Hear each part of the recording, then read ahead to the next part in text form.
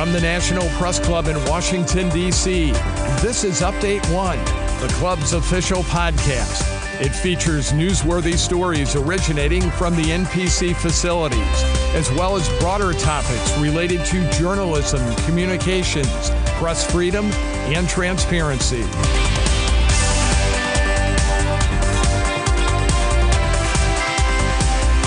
Welcome to the National Press Club's Update One podcast.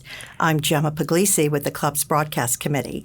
Today, we're joined by someone who is a pilot, a flight instructor, an educator, and the aviation and transportation correspondent for CNN, and who has been described as, quote, the ideal model of the 21st century TV journalist by his colleague at CNN, Daniel Seberg. We will be talking with Pete Muntean, a graduate of the University of Maryland's Philip Merrill College of Journalism, and who started his career in broadcasting as a young intern at the CNN Center in Atlanta, working with Miles O'Brien, the former CNN anchor and correspondent. He then worked at WGAL News 8 in Harrisburg, Pennsylvania, covering the state capitol, 2 gubernatorial races, as well as state government shutdowns. He reported on the Penn State child abuse case and the Jerry Sandusky trial. He was nominated for an Emmy during his time in Harrisonburg for his work covering wasteful spending by lawmakers. He later served as a transportation reporter here in Washington, D.C. for WUSA 9, where he reported on the continued chronic safety problems by the Metro public system. He also led the station's coverage of the crash that killed Kobe Bryant. Muntean's reporting has garnered him 5 Emmy nominations, and in 2024, he received his first Emmy with CNN for breaking news coverage. Muntean was inspired by his late parents, Nancy Lynn, an aerobatic pilot whose air shows also inspired young women to pursue flying, and his dad, Scott, also a pilot, who passed away from brain cancer in 1993. Since his time at CNN, Muntean has covered the blown-out door on Alaska Airlines Flight 1282, the Delta Airlines flight crash at Toronto International Airport, the American Airlines crash in January that killed 64 people on board, as well as 3 people on the Army helicopter at Ronald Reagan Airport. And just now, Muntean continues his reporting with the latest on the Newark Airport's air traffic system, citing again exclusive details on the chaos, stating, quote, there is no end in sight right now, end of quote. He also reports on countless of holiday travels where friends have dubbed him, quote, the mayor of Reagan Airport. I am honored, and we are honored to have Pete Muntean with us here physically at the Press Club with me. And before I begin, I want to add that Pete is a very dear friend of mine. I am also honored to say that I knew his mom, Nancy Lynn. Welcome, Pete. Thanks, Gemma. You knew my mom very well, and she adored you, and I adore you. Thank you so much for having me. Yes, and you know what, Pete? She was an incredible person, and I wanted people to know, of course, you know, you are a dear friend of mine. We didn't meet till her memorial service, that's right. And I was so hesitant to come up and talk to you because everybody was flocking. You gave this beautiful, beautiful tribute to her. It was so courageous and so powerful. Thanks. And then we just connected, and the rest is history, as we say. So. Yeah, it's so easy to get along with you as a friend and mentor of mine. We worked together during your PR portfolio class, where you helped really sort of embrace my mom's legacy, and your students did a really admirable job then. But it seems like yesterday, and it also seems like a million years ago. It's been 18 years now. Yeah, it's been a long time. Yeah. So we're talking how your parents inspired you, right? And you've said it. They played a big role in what you're doing today. So talk just a little bit about that. You know, I have a really interesting and unique upbringing, and that was something I feel very charmed by, and I definitely sort of recognize my privilege in that way. But I grew up around airplanes and in aviation. My mom was a flight instructor, an aerobatic flight instructor, and then also flew air shows. My dad had several aviation businesses. He was primarily on the sales end of things, but really that meant as their only child, and I was a pretty spoiled only child in that way, I got to travel with them a lot to different air shows. I was a voracious learner about aviation and flying. And when my dad passed, it was really my mom and I were a very nuclear, just the two of us. And so in a way, she referred to me sort of as her business partner. And when she was flying air shows, I would announce for her live at air shows. And that's sort of what gave me my early introduction to broadcasting and speaking to an audience, sort of meeting people where they were at. And I got to learn from a lot of people who were professional broadcasters. And also I got to realize what the news was like. Right. And so because my mom and I were a mother-son team, she flew and I narrated, we got a lot of media coverage. And so I remember always kind of having in the back of my mind, doing morning live shots with the local station in Indianapolis or Columbus, Ohio, where we were, and thinking that would be pretty cool. It's kind of like running away and joining the circus. And so I always really sort of thought highly of reporters. My mom was a very strong and capable writer and was really good at public relations. And so I just sort of filed that away. And then when she crashed and died, I didn't really know exactly what I was going to do with my life. And I was sort of exposed to journalism through our high school newspaper and wrote for that. I knew that I wanted to do something sort of in the communications and journalism space, and really sort of went from there. And so I got a phone call through a friend of a friend, Miles O'Brien at CNN, who continues to be my mentor to this day. And he said, "You're going to come be my intern." And so it was sort of off to the races then. And I felt like I really did sort of run away and join the circus. And it was great. I mean, it was really an amazing experience. It was sort of off to the races then. You bring that obviously into your reporting, and I, watch you as often as I can, obviously. And Thanks. Your reporting during the American Airlines crash on the Potomac was absolutely just so sensitive, and you just did such an incredible job. Thanks. Because you understood what the victims' families were going through. Yeah. But you also brought the perspective. I loved the model airplane that you had on the set because you were trying to explain, and you did a great job of explaining how the crash, in your opinion, how it happened. You had talked to people, and talk a little bit about that. I mean, you bring that sensitivity, and also to the recovery. Yeah, the people that were recovering the bodies on the Potomac. It was just extraordinary. It was such a grisly crash, and I really have a huge sensitivity towards it, just because of the fact that I'm at National Airport all the time. Right. It's like being in a little city. I feel like it's sort of like a little Richard Scarry storybook. Like I know the guys who are at TSA and women. And I know the supervisors, and I know people in the tower, and I know people stop in all the time, fellow pilots, airline pilots, and flight attendants stop by and say hello. But aviation is something that is so technical, and sometimes I try to think of myself as a flight instructor, which I've done before. I've taken people from zero and taken them all the way through first solo and taught them to fly. I try to take people from the known to the unknown and really sort of keep it sort of distillated without dumbing it down too much.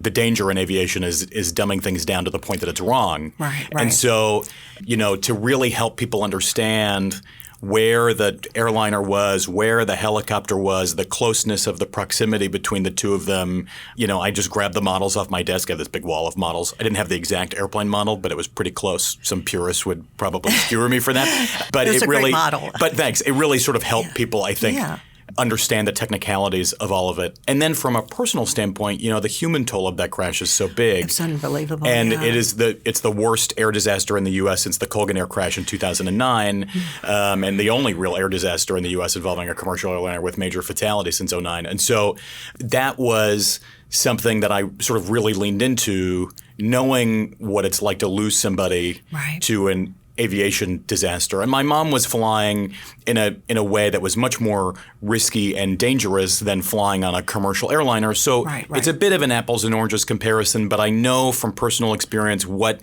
it's like to sort of be thrust into the unknown. And these families essentially are going to be saddled to getting essentially a master's degree in aviation. They are going to have to learn through the NTSB's investigative findings and the FAA. There's so many elements of this crash and so many factors. It's so hard. The human nature is to want to understand right off the bat. What happened? It takes so long, and it's so easy to speculate. And so, it's really very, very difficult. When my mom crashed, I had a lot of aviation knowledge and background, and I had already soloed an airplane. I understood in a more granular, technical way what went wrong there. But in this, there are just so many moving parts. I really have a lot of pity is the wrong word, but I think I just feel a lot of empathy for the families. And when are we going to know, when are we getting the final report? The final report usually takes between 18, 24 months. There will be, because this is such a large investigation, there will be a public hearing on it that the NTSB will do. And so more is trickling out in drips and drops all the time. I think we know sort of the basics, which was the helicopter never saw the airplane never saw the helicopter, and air traffic control didn't realize that they didn't see each other. That's the sort of the bottom line. But we're finding out more about the contributing factors. The crew in the helicopter was wearing night vision goggles, which very much limits your vision. The air traffic controller seemed to think that the helicopter was looking at the airplane that they ultimately hit, which they did not see. And then there are just so many other factors here too. And so it's really a sad tale. And it really tells a story that is emblematic of all of these issues in aviation, which is really bursting at the seams right now. It's gone through this incredible downturn because of the pandemic and then this rebirth. And so there are so many parts to put together here, and it does say a lot about a system that's very stressed. Well, that was going to be my next question, and you got right into it. You segued into it. Is like we are seeing so many more people traveling, and just the Newark airport that we were just talking about, and I think from your reporting of how like 5 or 6 of the air traffic controllers had to take time off because it was so traumatic. We are seeing so many people travel. Where do you see this heading in the next? Where's transportation going to be in the next 5 years? We're talking about planes without pilots. We're talking about cars without drivers. True. Where are we headed, in your opinion? Like, what are you hearing and what are you seeing? Let's do short term and long term. Short term, I think it will really depend on the economy. And so the airlines seem to think that things are good and that summer travel will go through a big boom. It'll be about 4% bigger than it was last year. So there's no real end in sight for that growth. Long term, the big thing right now is the shortage of people. So we're short 3,000 air traffic controllers in the U.S. There's a massive shortage of airline pilots that seems to be continuing. It depends on who you ask, but primarily the bottom line is they just need more pilots globally. It's not just in the U.S., it's everywhere. Will AI or autonomous vehicles augment the experience of a pilot? And 2 pilots are federally mandated on the flight deck of a commercial airliner in the U.S. Will technology sort of cut into that? I think it kind of remains to be seen. I think the big thing right now, and at least according to the Trump administration, is fixing the back-end infrastructure of air traffic control, because that's the thing that's crumbling. That's what's been causing these issues at Newark. That's what led these controllers to take 5 controllers to take trauma leave. They're off for 45 days. So, it's going to take money. And the big thing is funding the FAA, making sure they have the money to make these upgrades. The Trump administration says it'll take, and I spoke to Transportation Secretary Sean Duffy about this. He seems to think it'll take 3 to 4 years. I've been publicly a bit more skeptical about that. Replacing this infrastructure is going to be a big lift. A long haul. Yeah.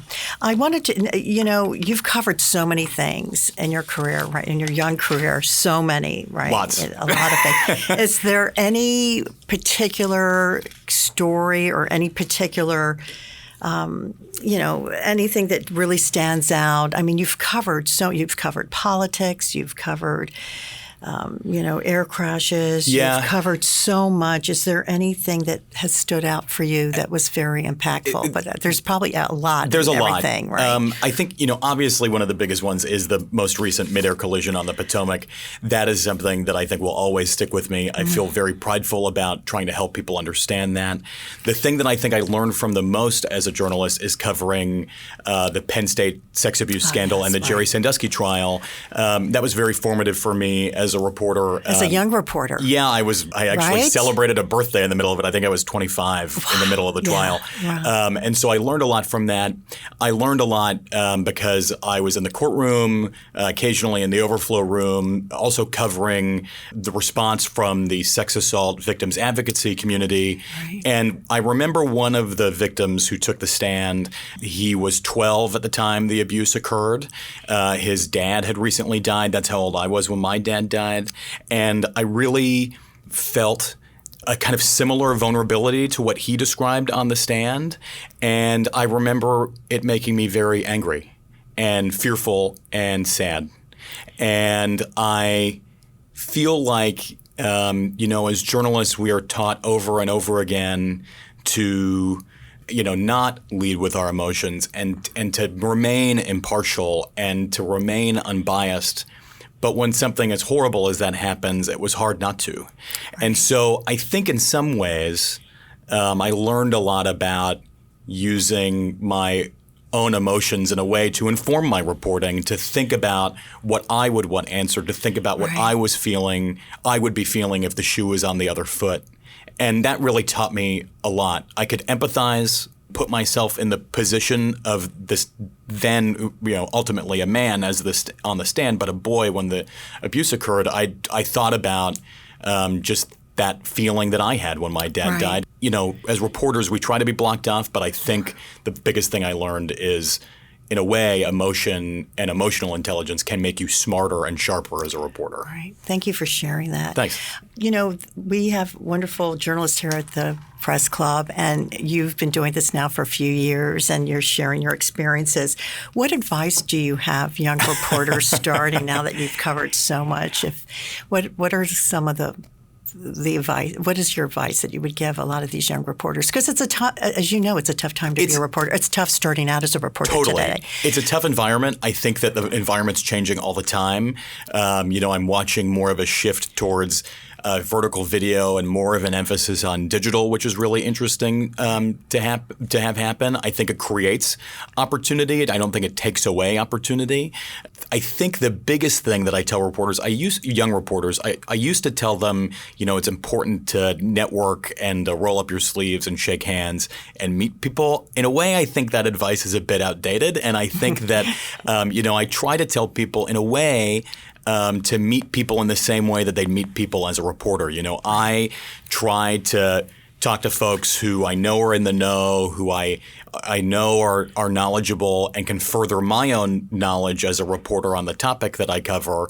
So in a way, like sort of networking is also being a good reporter. You sort of find out who the next person is you need to talk to. And so I really think that's a really critical skill to build early on, not only in the furtherance of one's career, but also in the furtherance of one's reporting. And then, I also think just to kind of go for a specialty. And I'm really grateful that I grew up in aviation and I have this specialty and I have this beat. It's all I've ever wanted to do is cover this, even though I spent a lot of my career covering other things and house fires and drug busts and car crashes and you name it. Like I did everything in local news. And that was a lot of fun. It sort of informs one as their own humanity. But I think, having a specialty, developing that and honing that is really critical. And then also not skipping over the local news period of time. I think a lot of people want to pass go and go straight to national or network news or politics. Right. And I learned so much from being a local reporter. Right, and that was skills. Yeah, and it was you can cover anything. Totally. In a local area, much more so than covering national news, you have a really close, especially in smaller markets, you have a really close connection with the audience. People come up to you in the grocery store, tell you what they think about your story. It's pretty hard to be, depending on where you are, it's pretty hard to be nameless and faceless. So there's a certain kind of accountability in that. And then also, it's really important to start small and sort of build your sources in sort of a smaller, more insulated way, and then sort of grow from there. I would not trade that experience for the world. Well, Pete, it was so great to have you here today. That will Thanks, do Gemma. it for us today. Thank you to the mayor of Ronald Reagan Airport. I left my sash at home. Thank you, Mr. Mayor, Pete Muntean. But honestly, for your really incredible reporting and continuing to inspire us. I know your parents are so proud of you. Thanks, Gemma. That means a lot coming from you. Thank you. My thanks also to my colleagues here at the National Press Club for their help with this podcast, Mike Hempen and Adam Cano. From all of us here at the National Press Club, I'm Gemma Puglisi. Thank you for listening. You have been listening to Update One, the official podcast of the National Press Club, the world's leading professional organization for journalists and a vigorous advocate of press freedom worldwide.